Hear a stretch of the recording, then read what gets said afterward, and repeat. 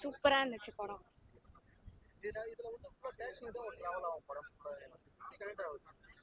புரியல எப்படி? டேஷன் தான் டிராவல் ஆகும். ஸ்டேஷன்லயே ஃபுல் மூவி போயிடுச்சு ஃப்ரம் த பிகினிங்ல இருந்து. ஃபுல்லா கனெக்ட் ஆகுதா படம்?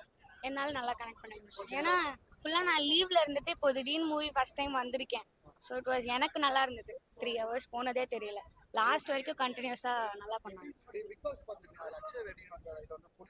ஆமாம் ஆமாம், அவங்களும் நல்லா பவர்ஃபுல்லாக பண்ணியிருந்தாங்க. Acting was very good.